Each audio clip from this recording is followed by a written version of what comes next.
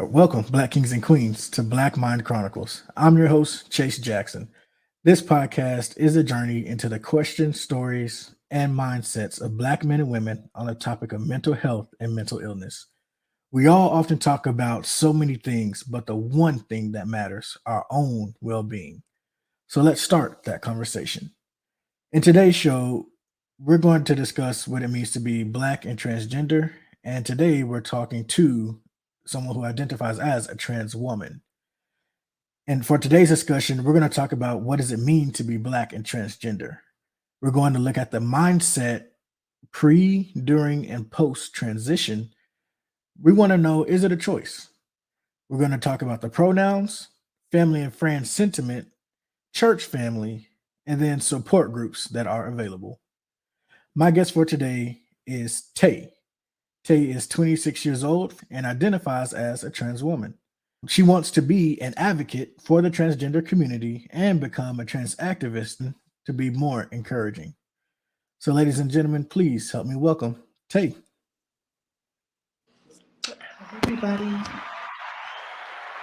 All right, Tay, thank you for joining the show. All right, all right. I'm so excited to be here. I think this is a stepping stone into um, the kind of activism or the kind of work I want to do, and so I think this is a great platform. All right, well, I appreciate that. Happy to have you on. Thank you. I'm so happy to be here. All right. So let's go into our topics, Tay. First we want to know, what does it mean to be Black and transgender? Um, I think being black, history says it all. Um, Being black is hard enough in this time that we're in. Although we've come a long way, we still have ways to go. But being black and transgender, I feel like sets me so far back behind everybody Hmm. because not only am I'm persecuted for being black, I'm also persecuted for being um, a transgender woman, and even in the black community, it's not as accepted. So it's tough being black and transgender, and honestly, sometimes it's tough to even say that I'm a part of the black community when half of the community won't support me anyway. Well, well, and very true. I see it out there as well. You're very very right. So, how do you yourself, I guess, deal with that? How do you cope with that? What do you, I guess, your normal routine? Well, actually, thankfully, I'm so grateful to have been born in a family that is not only supportive but encouraging. Um, Hmm.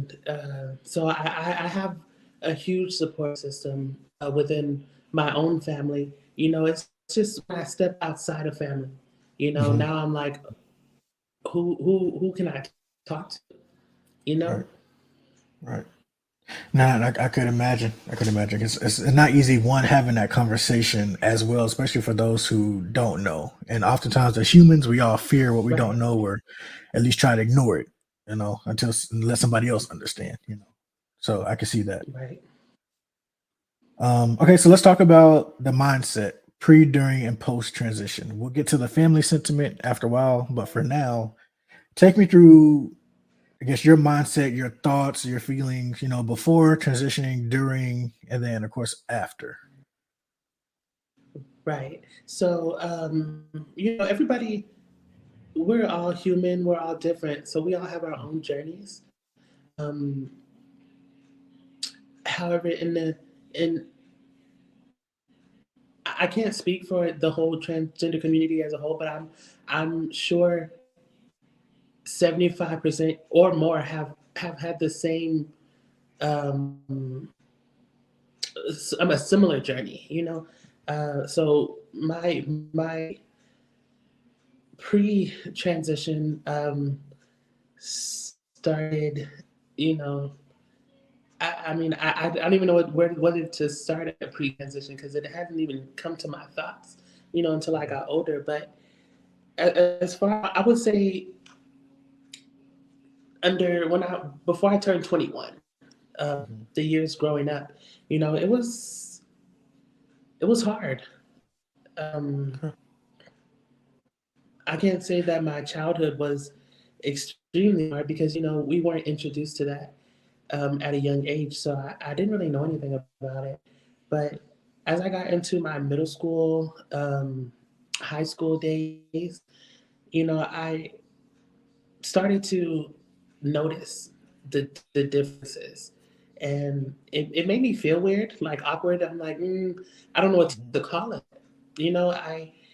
I wanted to be not at the moment. At the moment, I didn't want to be a woman. I just wanted to be around women. You know, Mhm. I felt just more empowered, more stronger with people that I related to more. But it Yep. was definitely tough mentally because I was expected to do what boys quote unquote were supposed to do. Mhm. Um, Yep. and none of those things I wanted to do. But I couldn't figure out how to express that. I couldn't Okay. go, I was afraid to go to my parents and say, hey, I don't want to do this. I Yep. don't want to to play. I don't want to play football. Um, I don't want to lift weights and run around a field all day. You know, Mhm. and so it was definitely tough mentally because I feel like I was forced to do things because of what society said boys were supposed to do. Right. Those, I guess they're called gender norms. Is that right? Right, right, exactly. Mhm. I was supposed to have a football, a basketball. I was supposed to, you know, um, uh, like be aggressive, Mhm. I was not that kind of person. Right. Macho-ness, take charge. Yeah, But I understand. Yes. in order to suppress what Mhm. was happening inside me, I did it anyway. I went Mm. with what everybody else was doing.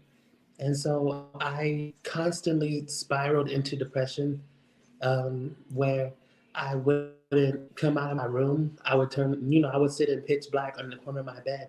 I've Mm. had moments where I just sat in the corner and cried all day. Mm. I carried a suicide note around for a few years just because I didn't know what to do, and I didn't know Mhm. I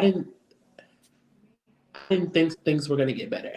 And so I carried it around in my wallet, at any moment. That's what it felt like. Mm. Oh wow. I know that's a heavy burden to carry, and you're literally carrying it with you everywhere. That's heavy. Yeah. So And what about then, your mindset after? Or go ahead, go ahead. What you got? uh, no, no, no. During my transition, I got to a point where I was like, something has to change. Mhm. There's something better. Something has to be different. And I took the leap, and I was like, you know what? Secretly, I got away from my family because that's where my main issues lie, was with my family. I was like, I don't Really? know how to say it. I don't know how to tell them. So Mhm. I moved away, and then I went on, my first dress for the first time, and it was almost euphoric, I would say. It Mm. just felt so right. It felt like this is what I've been waiting for. This is what I wanted to do. I just didn't know how to do it. And Int- um, I mean, it was like like a switch clicked. Mm-hmm. You know, Yes, I you was found you like then. Sounds like. on top of the world. It felt like I was on top of the world. It really did. And I know that's so cliche to say, but that's really what it felt like. Oh, wow. Okay. And look, and it sounds like you found peace with yourself in that moment. Yeah, Oh, definitely 100%. okay. So that was during now after a year has it been how long has it been since you transitioned? I first transitioned in my transition journey started in 2018 of December. Okay. So it's been almost 4 years. Um, now I'm just so much more free, so much more available. I would say to other people. You know, I feel like I'm approachable now because my whole mindset has changed. My whole energy has changed. Um, Everything about me is unapologetic now, and I feel like I don't have to hide anything. Wow. You know, That's great. everything like I feel like I've conquered my biggest battle at this point. Mhm. Um, and so anything else um, that may come my way, I don't feel can compare to my own freedom. Mhm. Um, like for those that know that have known me my whole life, you know, Mhm. it's they see it. You know, I mean, the people I meet after, you know, I think my whole vibe towards life has changed, and it gives me a better outlook on life because now I'm not focused on myself. So I love it. Very nice.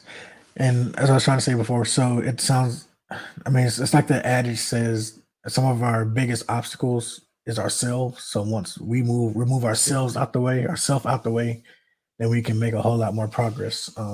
Yeah, sometimes we're our biggest enemy. So, Yeah, definitely. I can definitely attest to that. hmm. All right. So let's jump to the next one, Tay. All right. So the big question everyone wants to know is it a choice? Is being transgender a choice? And I know you hear it, or maybe you've been asked more than a few times. So your thoughts when people ask that, and go ahead and give us your answer. Um, Again, you know, if that's a personal question, and it's going to differ from every person that you come in contact with. Now, for me, for me, I would say it was a choice. You know, I couldn't help the things that I did, Okay, but I definitely chose the lifestyle I wanted to live because that's fair. I could have easily kept it hidden, and you know, things would have been a lot different. You know, Mhm, but I think that making this decision was for me, and it was definitely a choice that I wanted to make. So for me, you know, people could say that we were born into the wrong bodies, and I can understand that. It's their opinion. I definitely respect it. But I think for me, I just was like, because it came so late in life, I think mhm, that I wasn't thinking about it at a young age. I wasn't mm, thinking like, this is who I was. I'm different. I'm wrong. You know, I think I decided to do this. okay. No, that's a I think that's a fair question people ask, but that's also a great answer. Of course, you said for you it was a choice for you. For somebody else, they may believe that it was never a choice, that they were always going to transition the way they did. So just want to ask the question, see what your thoughts were. Because once again, I'm just asking questions, so you let me know. Right. So next question, next question. We're going to go Okay. down to um pronouns. Let's talk about the pronouns. Okay. I think this is almost everybody's second Um, favorite topic. well, actually, I think this is a huge part of our community, um, because people are afraid to ask. Mhm. I think I think if people were to just ask, I think it would be so much easier. So how do And they ask? Or what questions should they ask? I would say ask a name, and Mhm. I mean, right off the back, you could tell by a name. Like, if somebody's giving you a woman's name, Mhm. their pronouns are most likely she, her, hers. But if the name doesn't clarify that for you, um, Mhm. ask how they would like to be addressed. I mean, I don't think there's nothing wrong with being asked. Okay. Um, but it definitely gets confusing because there are so many, and um, not everybody thinks the same. Right, right. There's just a few out there. So take us through the pronouns, if you can. So of course there's she, her, hers, he, him, his. What are the others? There's they and them. Um, uh, there's also non-binary terms where people don't Okay. identify as either, or So don't how want do to you, be referred to as either. so how are they addressed then? Ask. I think that's the only way that we're ever going to truly know, because I can't give you that answer for somebody Mhm. else.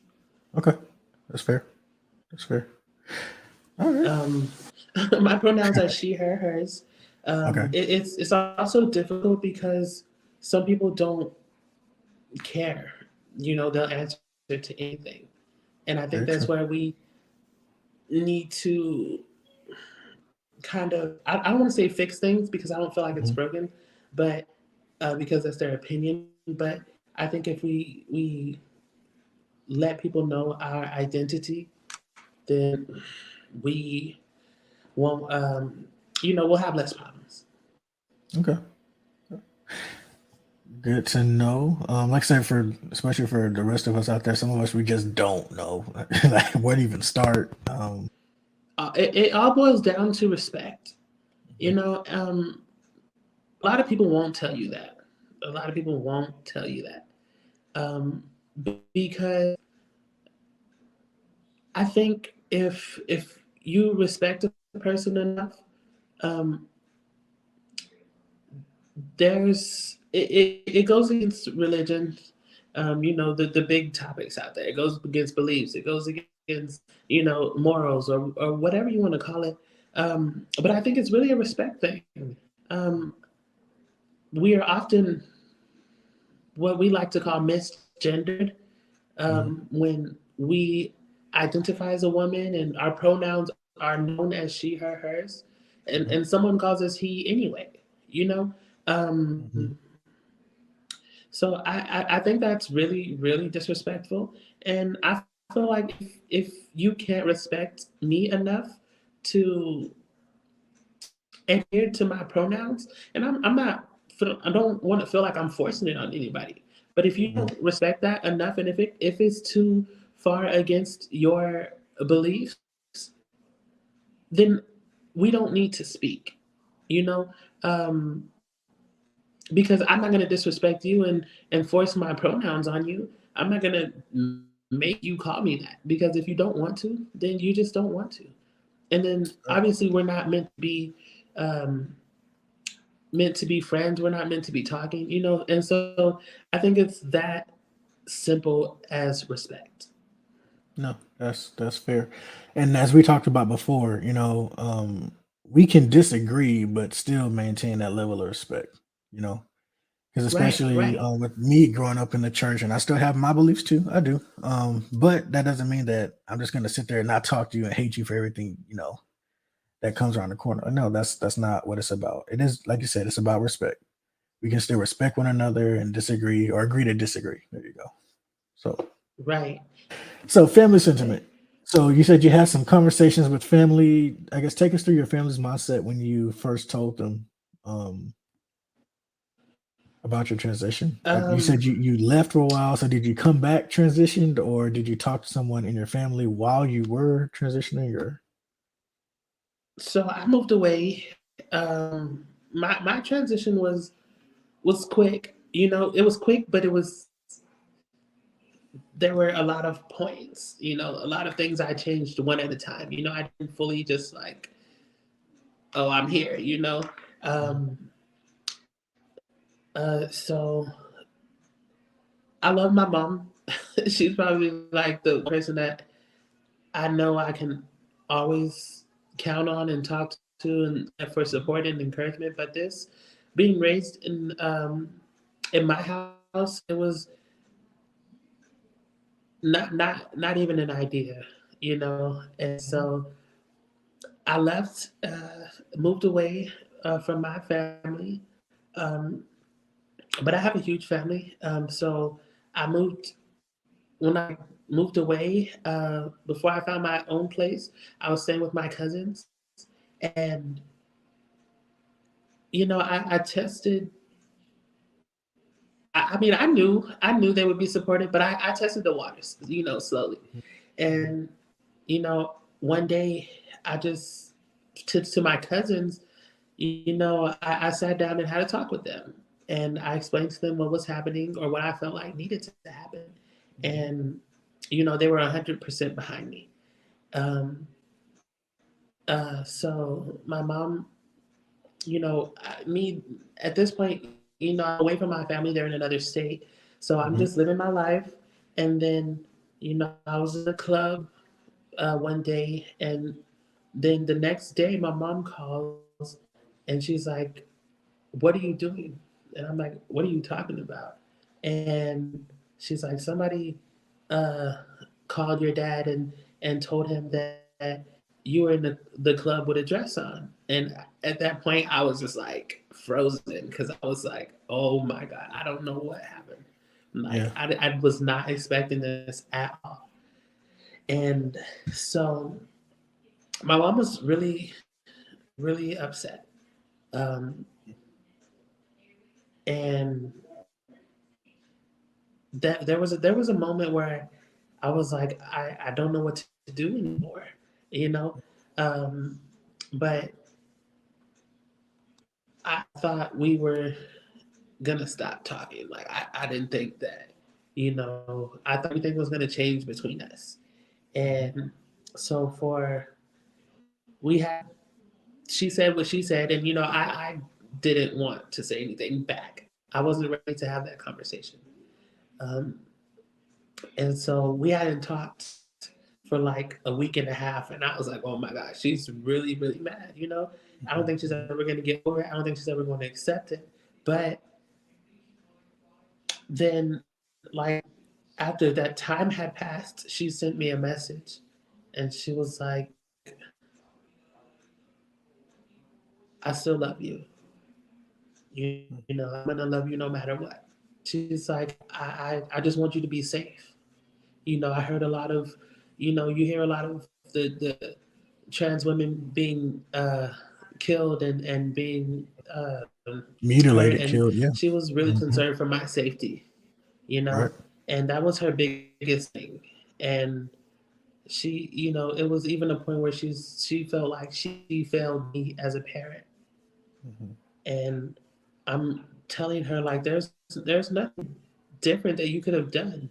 I feel like this was always going to happen. Um, uh, you raised me the way that you felt like you needed to, and I lived a great childhood outside of my own head. Outside of my mind, I had Mhm. things that children wanted. Mhm. It wasn't a bad life. It was me. I had to change, and so it's not that you failed because it's about me. But look, and at the end of the day, you're still your mother's child. That's all that means. Right. That love is still there. So, what about your Right. father then? Because I have to ask, what about your dad? My biological father, my dad, he, I saw him every so often, during holidays and vacations. My stepdad, however, we didn't have the best relationship.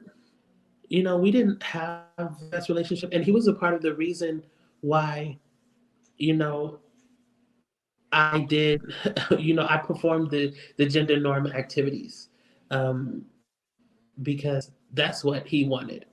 Hmm. And at some point, I was upset about that. So I'm not even gonna lie, I was upset about that. I was really mad at him. Which is why we didn't have the best relationship growing up. We were so far distant from each other.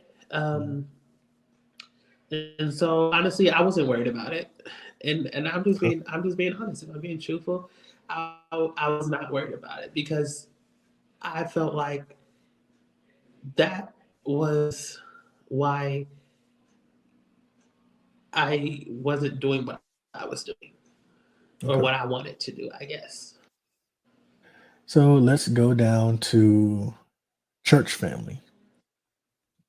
So of course, we talked about you growing up in the church as I did. Black churches, we all know how black churches feel about being anything other than a straight up Christian, Right. straight male, straight female. So take me through your church family, dialogue, sentiments. Are you still with your church? Um, I don't have a church home at the moment. Mhm. I go to church, and I'm not gonna blame it on my job because I do blame it on my job a lot. But I mean, even though I do work on Sundays, I could easily request Sundays off. But I go to church with my friends, with my cousins. I think it's just uh, a lot of the things that are said with Christians in general. Mhm. They're probably the most judgmental, hateful group out there, and I'm just gonna say it how it Mhm. is because that is exactly where most of the gender not hate because I think hate is too strong of a word, but I think Okay. that's where our problem lies because people are so um, religious and so aware of their beliefs that we don't fit in with them. So So I'm gonna say as aware, much but as we're stuck in our beliefs. Would you say right, that? right, okay. Yeah, I can find the right words, but I Yeah, wanted to still yeah. get the point out. I got you. I got you. Go ahead. But yeah, growing up in a Christian household and being raised in the church, going to church every Sunday, even Mhm. if our friends or my cousins spent the night at my house on a Saturday night, no matter who it was, they had to go to They, church with us in the they morning. got to go to church. Yep. Right. Same. They got to Right. go. They know. So, you know, singing Mhm. in the choir, going to Bible study every Thursday, um, going to uh, revivals, going to vacation Bible school, all of that. We did all of that. That was really a barrier to break through because my religion was so far rooted inside me from a young age that we want to ignore or like not ignore but like push back some parts of the Bible where we're like, okay, I tell people this a lot. My Mhm. relationship with God is not affected by how I live, or Okay. I guess that's a bad way to state that. But about my transition, Mhm. to me, it doesn't affect my relationship with God. My Mhm. relationship with God um, does not center around going to church. And I can honestly and truly say that I believe that. My relationship with God is what um, is what it means to me. Nobody can tell me what my relationship to God is supposed to be like. I still Mhm. do pray. I still um, talk to God because I believe that God loves all His children. Mhm. And I just honestly that and that's why a big part of the reason I don't feel like um, I have to go to church every Sunday Mhm. because uh, my relationship with God doesn't deteriorate because I'm not going to church. Understood. Yeah. Understood. So our last point, let's talk about transgender support groups. So are there any transgender support groups out there that you would want others to know about? Yes, there are um, a lot of Facebook groups. Let's just start with social media because there's a lot of Okay. Facebook groups out there that are um, specific to trans women. There's Mhm. groups that are inclusive with transgender people, men and women. Mhm. Um, there's LGBT that are inclusive to the whole community. There's groups that of that sort. So I think I can't give you names because I honestly don't That's know fine. for sure. I just found them. I just searched on Facebook like trans women support groups, and Mhm. they're definitely out there. I've been in one for a few months, and you know I think they're helpful because they show people who have some of the same experiences, and there are trans women who have been transitioning for so long, and you get advice from them, you get help from them. Um, they share doctors who specify in transgender um, or in transitioning transgender affirmation. They share Mhm. law firms and state laws in specific places that that can help with name changes, gender surgery, and things like that. And they have uh, links to therapists out there if you don't have a There support you go. system. And I think just having some sort of support system is necessary, especially living a lifestyle like this, because there's so much hate and there's so much negativity towards the transgender community. Mhm. Um, we need support groups like that. So, and actually, you brought up another good point. As far as therapy is concerned, have you gone to therapy or is talking to others your own form of therapy? Um, I've wanted to see a therapist. I think I have enough support at the moment. You know, Okay. um, just I think a therapist is just an outside support system. Which is just another person uh, giving support or talking you through things, helping you figure out things. I think my support system is big enough to where I don't feel like I necessarily need somebody who's licensed, to tell me or to help me figure things out. Great. So, Tay, that is all I had for you today. Do you have any plugs yourself where people can find you? Um, not yet. Okay. I'm working on Okay. that. I'm still trying to step out into that zone. I want to make specific pages towards advocacy. Okay. I have my personal pages, but I don't want my personal life to be interfered with what my goal is. Mhm. All right. Nope, that's fair. That's fair. So, When the time comes and you have your links ready for your advocacy page, send them to me, and I'd be more than happy to promote them for you. All right. Thank you so much. All right. So thank you for joining me for this episode of Black Mind Chronicles. I hope you heard something today that helps put your mind at ease about talking to a licensed professional, or to know above all else that you are not alone. This show was edited and produced by myself, Chase Jackson. Subscribe and download the show on Apple Podcasts, Spotify, Stitcher, or wherever you get your podcasts. Follow the show on Facebook, Instagram, and YouTube at Black Mind Chronicles, and on Twitter at Chronicles Black. Email the show at blackmindch@gmail.com. And until next time, this has been Black Mind Chronicles. All right. Thank you, Tay.